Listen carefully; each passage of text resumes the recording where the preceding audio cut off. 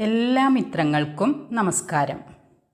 ഈ കർമ്മയുഗത്തിൽ മികച്ച കർമ്മയോഗികളായി ജീവിക്കുന്നതിന് ആവശ്യം വേണ്ടത് മനസ്സിൻ്റെ തലത്തിലെ ശക്തി, ശുദ്ധി, ജ്ഞാനം എന്നിവയാണെന്ന് നമുക്കറിയാം.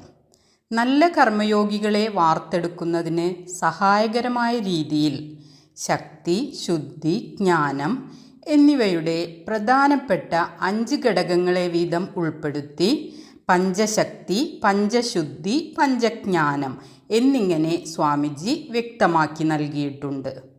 ഈ ഗുണങ്ങൾ വളർത്തിക്കൊണ്ടുവരുന്നത് വഴി മനസ്സിൻ്റെ തലത്തെ ബാലൻസ്ഡ് അവസ്ഥയിലേക്ക് ഉയർത്തുവാനും അതുവഴി ശാശ്വതമായ ശാന്തി പ്രാപ്തമാക്കുവാനും ജീവിത വിജയത്തിനും ഇടയാക്കുന്നതാണ്.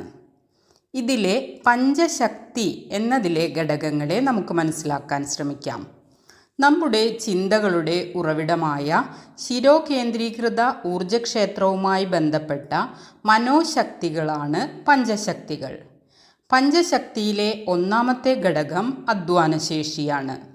ഏതൊരു കാര്യം ചെയ്യണമെങ്കിലും അതിനായി അധ്വാനിക്കുവാൻ നാം തയ്യാറാകണം. കേവലം കായികമായ അധ്വാനശേഷി മാത്രമല്ല, ശാരീരികവും മാനസികവുമായി ഏർപ്പെടേണ്ടി വരുന്ന ഏതൊരു പ്രവൃത്തിയും മടി കൂടാതെ നിർവഹിക്കുന്നതിനുള്ള സന്നദ്ധതയാണത്. നിരന്തരമായി പരിപോഷിപ്പിക്കപ്പെടുമ്പോഴാണ് അധ്വാനശേഷി വർദ്ധിക്കുന്നത്.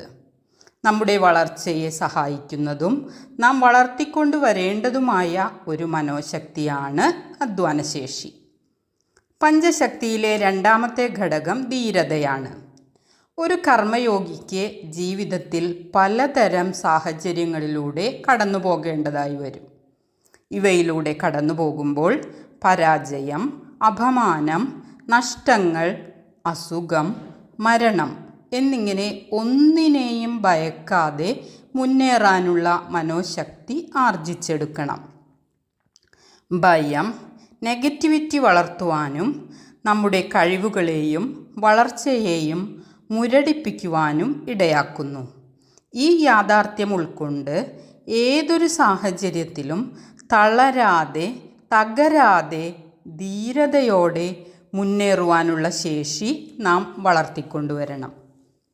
പഞ്ചശക്തികളിലെ അടുത്ത മനോശക്തി സഹനശക്തിയാണ്.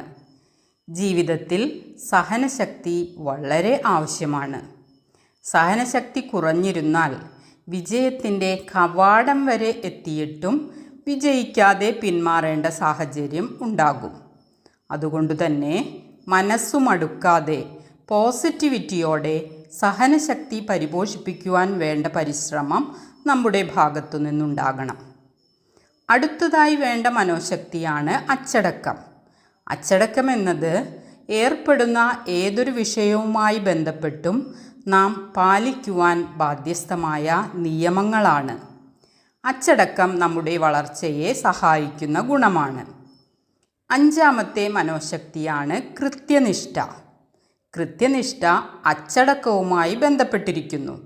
അച്ചടക്കമുള്ള വ്യക്തിയുടെ ജീവിതം കൃത്യനിഷ്ഠയുള്ളതുമായിരിക്കും. അതുപോലെ കൃത്യനിഷ്ഠ ശീലിക്കാത്ത വ്യക്തിയുടെ ജീവിതത്തിൽ അച്ചടക്കമുണ്ടാകുവാനുള്ള സാധ്യതയും കുറവാണ്.